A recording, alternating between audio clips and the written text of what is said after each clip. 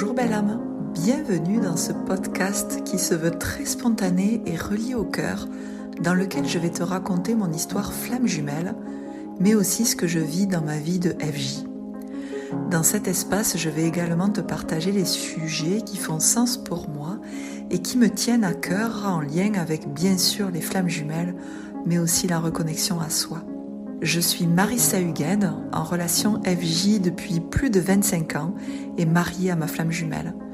Je suis éveilleuse d'âme et auteure. J'accompagne depuis presque 10 ans maintenant les personnes qui viennent à moi en étant reliées à leur âme. Je leur transmets les messages que j'entends, que je perçois, tout en libérant leur mémoire bloquante. Depuis quelques années maintenant, j'accompagne de plus en plus de flammes jumelles sur leur chemin d'éveil.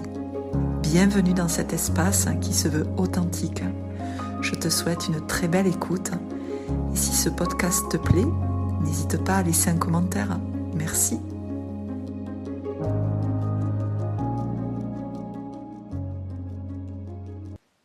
Bonjour belle âme. Aujourd'hui, on se retrouve dans ce nouvel épisode dans lequel j'avais envie de te parler que la seule chose qu'on sait, c'est qu'on ne sait rien. C'est bizarre cette phrase, mais je crois qu'elle est en tout cas pour moi, elle est de plus en plus vraie et j'ai envie de te partager et te dire pourquoi.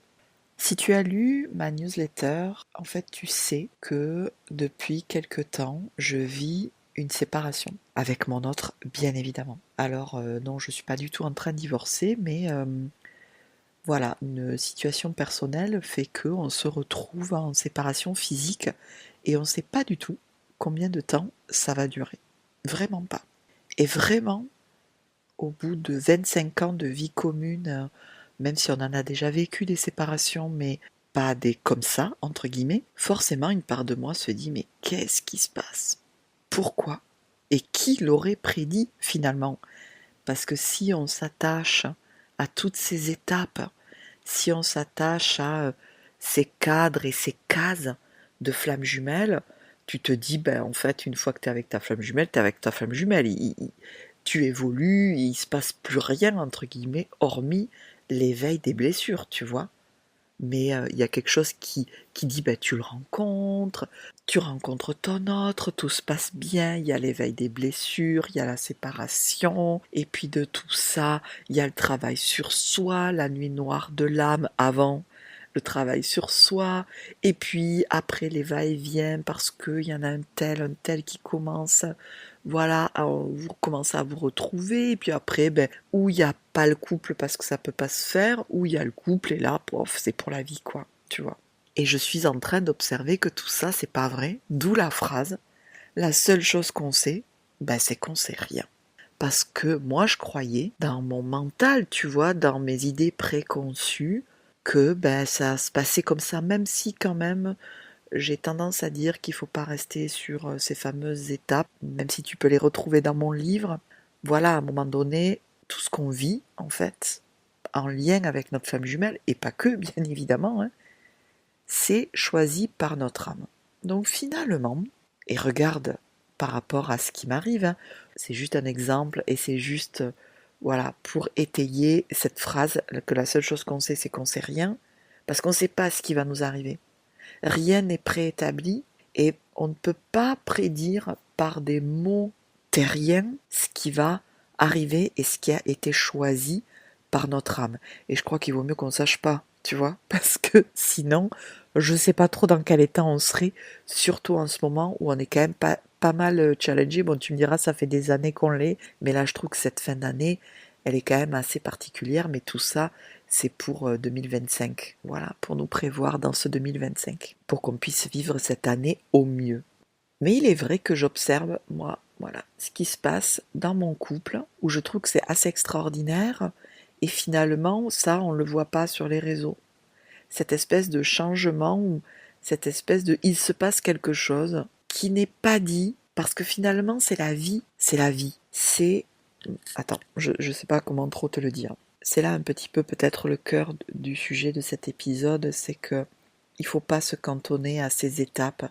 Il faut pas se cantonner à ça se passe comme ça, donc ça se passe comme ça, donc il va s'en suivre ça. Non, tout ce que tu vis, tout ce que je vis, tout ce que nous vivons, ça fait avant tout partie des choix d'âme que nos âmes ont choisis, et peut-être même en lien avec d'autres âmes, hein, tierces, enfants, famille, tu vois, âme sœur et tout ça, là, tout un système, des choix bien millimétrés que nous, dans notre personnalité, on ne le comprend pas et dont on ne le sait pas, que finalement, aucun chemin ne se ressemble. Aucun chemin ne se ressemble.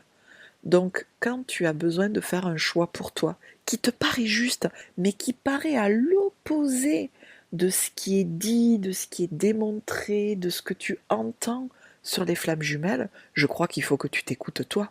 Parce que tu sais que derrière, là, dans ce que je vis, à mon sens, hein, mais et moi seule sais, hormis avec ma flamme jumelle bien évidemment, ce qui se cache derrière cette séparation, et je pense que de toute façon, je ne vois qu'un petit contour, tu te doutes bien, hein. Mais pour moi, vraiment, il y a l'apaisement d'ancienne vie, il y a une possibilité de encore plus renforcer mon autonomie émotionnelle, il y a de son côté aussi, parce que bien évidemment, il n'y a pas que moi qui le vis. Peut-être que je le vivrai un peu plus en conscience, puisqu'en tant que chaser, je vais quand même dépatouiller, tu te doutes bien, aller chercher. C'est pas tant aller chercher, mais c'est plus.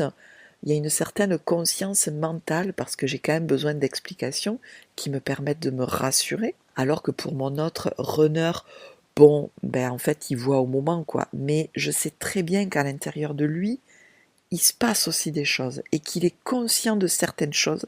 Après, est-ce qu'il y met vraiment le mental? Non, je ne pense pas. Et de toute façon, on n'en parle pas, ou on va parler de notre émotionnel, de ce qu'on vit sur le moment, mais on va pas aller plus loin, tu vois. Moi, je vais pas aller lui dire, ah mais attends, là on est en train de vivre, on est en train de réparer une ancienne vie où il s'est passé ceci, il s'est passé cela. Non, je vois pas, en tout cas moi personnellement dans mon couple, je vois pas l'intérêt de lui en parler, parce que c'est pas sa façon de vivre, et puis c'est pas sa façon de voir la vie. Non pas que, tu vois, je m'interdis de lui parler, mais je sais que ça ferait pas sens. Mais c'est vrai que, et c'est ce que je marquais une fois de plus dans cette newsletter, ce que j'observe vraiment, c'est avant, tu vois, je serais partie dans un yang, allez, on y va, on se coupe de l'émotionnel, on se coupe de ce stress, de cette anxiété, parce que comme par hasard, tu te doutes bien qu'il se passe des choses beaucoup plus stressantes, et que cette séparation forcément amène un stress, et qu'il y a tout un contexte derrière cette séparation, qu'il y a tout un stress derrière cette situation qui a entraîné, entre guillemets, cette séparation. Voilà, il y a des aspects matériels, il y a des aspects très concrets. Et avant, c'est vrai que moi je serais partie dans un yang, allez, on coupe de l'émotionnel, on y va franco, et puis voilà. Alors que là, j'observe, ben non, en fait, il faut mettre beaucoup plus de douceur, d'écoute, et ça m'amène cette assise-là, en fait, comme un repli vers soi beaucoup plus important, comme aller dans une douceur et dans une écoute intérieure beaucoup plus importante chaque jour, dès que je peux. Parce que waouh, ce qui est vécu, ben, c'est pas drôle du tout, et c'est très stressant, et en plus je sens mon stress et mon anxiété, mais à la fois je me rends compte que je suis capable aussi de l'accueillir, de l'apaiser, parce que ça fait partie du job, ça fait partie de ce que mon âme souhaite dans cette situation, et que c'est finalement pas la façon de ce qu'on vit là basiquement, c'est comment on le vit à l'intérieur de soi, et comment on le vit à l'extérieur de soi, de ce que la vie et de ce que notre âme finalement nous amène. Donc, j'en reviens à cette phrase, la seule chose qu'on sait, c'est qu'on ne sait rien, on ne peut pas contrôler. Vraiment, moi j'étais partie, et on était parti avec ma femme jumelle dans une certaine vision des choses, mais ça va se passer comme ça, comme ça, comme ça.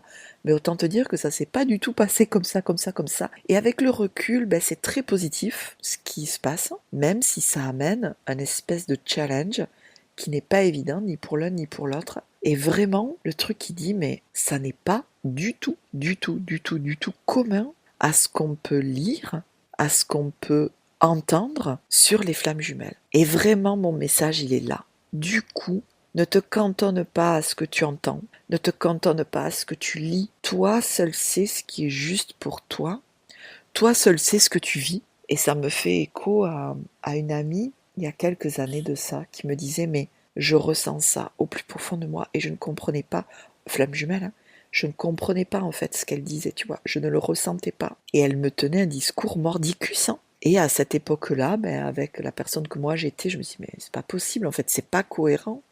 Et avec le recul, quand j'y pense aujourd'hui, je me dis, mais c'était vraiment sa vérité. Et elle était vraie, même si on se rend compte plus tard que c'est lié à l'ego ou aux blessures, on s'en fout en fait. À un moment donné, là, dans ce que tu vis, en lien avec le lien flamme jumelle, cet amour que tu as pour ton autre, ta relation pour toi-même, l'amour que tu vis pour toi, tu sais ce qui se passe en toi. Et puis peut-être que tu as des doutes, peut-être que tu as des blessures, mais peut-être que tu es à un stade aussi où tu voudrais faire comme ça. Tu voudrais faire comme ça, tu voudrais vivre ta relation comme ça. Et c'est pas connu des flammes jumelles. C'est pas le truc de base que tout le monde fait, que tout le monde vit. Et du coup, tu peux peut-être t'arrêter dans ton élan, mais non. Vas-y, reste bien focus sur ce que toi tu crois être vrai. Parce que c'est vrai, puisque c'est ce qui est en toi, tu vois. Même, je le redis, si tu t'aperçois dans une semaine, dans un jour, que c'était l'ego, c'est pas grave. C'est pas grave. Regarde, moi, ce que je pensais être juste, que ça allait se passer comme ça, en fait, ça s'est pas du tout passé comme ça. Et c'est ok. Je me suis pas flagellée de me dire, ah, je croyais que. Et je pensais pas du tout qu'on allait vivre comme ça, en fait, parce que cette situation, on ne sait pas combien de temps ça va durer. On ne sait pas. Et c'est là que c'est encore plus perturbant. Parce que de mon côté, j'ai l'impression de vivre une séparation, alors qu'on l'a déjà vécu, mais à la fois j'ai l'impression de réparer tellement de choses dans tout ça. Tellement, tellement, tellement, tellement. Et c'est une opportunité vraiment, j'essaye en tout cas de le prendre comme ça, une opportunité de grandir, une opportunité d'avoir un lien avec moi-même qui est encore plus profond, encore plus dans cette écoute et d'en ressortir grandi. Même si parfois, je te cache pas, c'est pas facile. Hein. C'est pas facile parce qu'il y a tout un contexte à côté où il faut gérer. On ne peut pas rester que dans les strates, les couches supérieures, non incarnées. Il y a une réalité très matérielle et très corporelle. Mais voilà, j'essaye de voir cette situation. Vraiment, et je le dis dans ma newsletter, en fait, ça me fascine. Je me dis, mais waouh, l'âme, ce qu'elle choisit, c'est juste ouf. Jamais j'aurais cru ça. Jamais, jamais, jamais, jamais. Jamais de la vie. Et pourtant, c'est par là qu'on passe. Autant lui que moi, et c'est plutôt joli, et c'est une très belle opportunité. Mais le truc, il n'est pas de raconter mon histoire. Le but, il est vraiment, ce que j'ai à cœur, c'est de te transmettre que finalement, aucun livre, aucun podcast, aucune vidéo, aucun article, aucune conversation entre flammes jumelles ne pourra déterminer, expliquer, prévoir, et peut-être même j'ai envie de dire aucune séance, ne pourra prévoir avec certitude, ne pourra prévoir, ne pourra contrôler, ne pourra dicter ce que ton âme a décidé pour ton évolution, la sienne, ta propre évolution, à travers ce lien, à travers tout ce que tu vis dans ta vie. Et je trouve ça extraordinaire parce que ça amène tout de même une foi immense en ce qui est décidé. Alors qui dit foi, dit n'empêche pas la prise de responsabilité. Ça veut dire que c'est pas parce que tu pries, c'est pas parce que tu es dans la foi qu'il faut pas que tu poses des actions pour toi, tu vois. Des actions de s'occuper de soi, des actions concrètes dans la matière, des actions donc qui sont incarnées. Tu vois, c'est un juste équilibre entre j'ai foi, mais je prends mes responsabilités et j'avance. Comme tu vois là dans ma situation, j'ai foi, autant que possible, mais j'ai foi, où je vais prier tous les jours, mais il y a le côté à un moment donné, il faut bien, pour que j'avance dans cette situation, que à la fois je prenne soin de moi, dans tout ce qui est stress, mémoire, de tout ce que ça me ramène, ok, mais dans tout ce côté responsabilité du quotidien, où cette situation, pour qu'elle évolue, j'ai des actions à poser. C'est un juste équilibre entre je fais confiance à mon âme, je fais confiance à la vie, je fais confiance au guide, tu fais confiance à qui tu veux, mais il y a aussi ce côté j'actionne. Parce que si je fais juste des prières en demandant que ça évolue, ça marche pas, en fait, puisqu'on est incarné. Et donc, ça renvoie à cette phrase, la seule chose qu'on sait, c'est qu'on sait rien. Donc, moi, je prends ma responsabilité d'être incarné et je fais en sorte d'être sur mon chemin. C'est pas tout à fait comme ça que je pourrais te le dire. C'est, je fais en sorte de vivre au mieux ma vie en lien avec ce qui est inspirant pour moi, en lien avec ce qui fait sens, même si ça demande de dépasser des peurs. Voilà, et là, tu m'entends sûrement sourire parce que c'est concrètement ce que je vis, hein. Dépasser des peurs. Je vais pas dire au quotidien, mais c'est un certain challenge, tout en étant dans cette fois que t'es guidé, je suis guidée, et que tout est ok, et que ça va bien se passer. C'est vraiment, pour moi finalement, ce qu'on doit tous en tant qu'âme, c'est vers là où on doit aller, parce que tu fais confiance à un plus grand. Plusieurs fois, il m'est venu cette image de moi, je suis au milieu, et je vais dire au-dessus de moi, mais si on le voit comme une échelle de temps, tu sais, les frises, comme quand on est à l'école, c'est très horizontal. Je suis au milieu, et j'ai à ma droite donc mon âme, mes guides, cette sagesse, vers qui moi, l'adulte, je peux me relier, c'est la foi en fait, tu vois, qui me sécurise moi en tant qu'adulte, moi en tant qu'être incarné, et sur ma gauche, j'ai tout ce qui est enfant intérieur. Du coup, moi, l'adulte, prends soin de ces parts de moi qui sont peut-être dans l'anxiété, dans le stress, dans les blessures. Et bien évidemment, cet enfant intérieur, où c'est à ce niveau-là, tu vois, c'est l'étranger, les anciennes vies, dont moi, je suis responsable. Tu vois, c'est-à-dire que sur ma droite, c'est on prend soin de moi, et moi, qui suis au milieu là, je prends soin de ce qui est à ma gauche. Et finalement, on peut s'imaginer comme une balance, hein, un juste équilibre dans tout ça, et qui permet de, ce que je sais, c'est que je sais pas grand-chose, donc je fais mes demandes à l'univers sur ce qui est important pour moi, sur ce que j'ai envie qui se réalise, sur ce que j'ai envie de vivre. Et puis le comment, je sais pas trop comment ça va se passer. La seule chose que je sais, c'est que dans ce comment, moi je prends soin de moi parce que je sens que là il y a quelque chose que je n'arrive pas, quelque chose que je suis blessée, et je prends soin de moi en lien avec ça. Et puis le reste, je laisse faire. Et là on en revient à la foi, et où on est guidé. Et que si finalement on part dans ce contrôle de attends, le lien flamme jumelle, ça doit se passer comme ça, en fait on se met finalement dans des cases où notre âme et nos guides, ils ont peut-être pas l'opportunité de pouvoir nous aider parce que il y a cette espèce de contrôle qui dit ça doit se passer comme ça. Bien évidemment, il y a des peurs quand on dit ça doit se passer comme ça. Ces fameuses 7 étapes, alors oui, qu'on vit tout de même quand même parce que tu le rencontres, tu vis des choses chouettes, tu vois, il y a l'attraction, bon voilà, tout ce que tu connais, puis l'ego il se réveille, puis là c'est le clash, il se passe, voilà, c'est compliqué, puis t'as la séparation, et donc là c'est voilà le tréfonds, la nuit noire de l'âme, mais quelque part dans tout ça qui est quand même très figé, tu vois, comme des grosses étiquettes, toi tu vas vivre des choses que peut-être moi j'ai pas vécues. Puis t'en as certains qui vont vivre la séparation très longtemps, alors que certains très courtes, comme moi par exemple. Tu vois, c'est là où je crois que quand on veut mettre du contrôle parce qu'on croit que tout déjà est préétabli, parce qu'on veut contrôler, parce que c'est plus facile comme ça, parce qu'on a des peurs, mais en fait peut-être que sans même nous rendre compte, l'univers, entre guillemets, ne peut pas nous aider. Notre âme, elle peut pas nous aider, même si tout est juste, et on est bien d'accord, mais peut pas en fait nous amener ce qui est au mieux pour nous, et ils sont un peu comme limités, parce que on est figé dans nos trucs de ça doit se passer comme ça. Alors que quand on s'ouvre et on part de ce principe, je sais pas grand-chose, moi avec ma personnalité d'humaine, je sais pas grand-chose, donc je m'ouvre, ça me terrifie de m'ouvrir, et à la fois je sais que c'est le mieux puisque c'est là que notre âme, que nos guides peut nous aider au max, tout en faisant bien évidemment tout ce qu'il faut pour nous, dans notre responsabilité. J'en reviens à ce que je disais il y a quelques minutes. Voilà, donc je trouve ça plutôt joli, même si ça peut ficher la trouille, et que c'est pas toujours évident, mais quand tu as des clés, en fait, pour t'accompagner dans le quotidien. Donc là, j'en reviens à qu'est-ce que tu fais pour toi, tu vois, par rapport à ton enfant intérieur, par rapport à ton anxiété, par rapport à ton émotion, par rapport à ton corps. Donc là, cohérence cardiaque, exercice somatique, yoga, écriture intuitive, écoute du corps, prière, tu vois, tout ça là, qu'est-ce que tu mets en place de toi à toi? Et je crois que de toute façon, quand tu mets ça en place de toi à toi, tu vas dans la foi.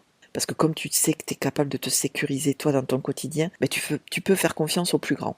Je m'ouvre à ce qui est le mieux pour moi, parce que mon âme, elle ne veut que le mieux pour moi. Mes guides, ils veulent que le mieux pour moi, donc je m'ouvre à ça, parce que je mérite tellement. C'est vraiment partir dans cet aspect-là, et de ne pas rester figé dans ce qu'on croit être vrai, dans ce qu'on croit qu'on a tout compris en fait du lien. personnellement, et après je vais arrêter là parce que je suis quand même très bavarde pour le coup, je me dis, ben voilà, là je suis en train de voir une mémoire, elle est tellement profonde, c'est sûr, après je vais être tranquille. Bon, ben autant te dire qu'une fois cette mémoire-là apaisée, j'ai en ce moment quelque chose d'autre qui vient. Je me dis, mais attends, mais c'est pas possible. Au fond, c'est toujours la même chose, mais c'est des ramifications de plus en plus profondes et de plus en plus subtiles. Parce que le truc, il est là, tout est en subtilité. Donc quand tu apprends à t'écouter, tu vois, à te sécuriser tout ça, que tu pars du principe que la seule chose que tu sais, c'est que tu sais pas grand-chose. Tu peux aller dans t'accueilles ce subtil-là et tu te dis, ok, mais en fait, j'avais pas tout vu. Et je vois un peu plus profondément, ok, j'y vais. C'est moins agrippé, tu vois. Ça devient du coup un peu plus fluide, tu vois. Parce qu'il y a cette ouverture en grand. Mais c'est vrai qu'en ce moment, c'est un peu ça. C'est un peu, waouh, je touche un truc. Oh, c'est hyper profond, donc c'est bon. Il n'y aura plus rien après. C'est, c'est pas le cas. Mais c'est pas grave, c'est comme ça. Parce que de toute façon, tu dois bien voir que quand même dans toute cette évolution, tu vas quand même mieux. Et si tu vas pas mieux, c'est là où il y a peut-être un autre plan de conscience à aller voir, corps, âme, mental, émotion. Voilà, il y a peut-être quelque chose où tu touches une part de toi qui est un peu plus en souffrance, mais au fond, tu dois quand même aller mieux. Même si c'est très challengeant en ce moment, hein. Ta relation à toi-même doit être quand même un peu plus douce. Si c'est pas le cas, bon, ben là j'ai envie de te dire, écris-moi et peut-être qu'on verra ensemble, tu vois. Je suis très contente d'avoir fait cet épisode parce que je trouve que c'est hyper, pour une fois, c'est hyper positif, tu vois. J'aime pas ce terme, mais c'est hyper joyeux. Ça amène à quelque chose finalement de plus léger, où on peut sortir de ces carcans, de ces croyances limitantes, liées bien sûr à la flamme jumelle, mais liées à toute autre chose. Qu'on croit avoir tout vu, qu'on croit avoir tout compris, mais en fait, non. On n'a rien compris du tout, pas tout en tout cas, que des bribes. Et c'est ok comme ça. Et se dire, mais il y a quelque chose de plus grand qui s'occupe de nous. Waouh, c'est chouette. Donc on n'a plus qu'à se laisser aller tout en prenant nos responsabilités d'être incarné. Et je trouve ça plutôt joli. Voilà. En tout cas, merci une fois de plus de m'avoir écouté. C'est vraiment un réel plaisir pour moi de parler là, de ce qui fait sens et de te le transmettre. Et merci beaucoup de toutes ces écoutes, de tous les retours que j'ai qui me touchent profondément. J'aime beaucoup cet espace là qu'il y a finalement entre nous. Donc merci, merci infiniment. Tout ça me touche profondément. Et puis je te souhaite une très belle journée, un très bon retour dans ton quotidien. Et je te dis à tout bientôt dans un prochain épisode.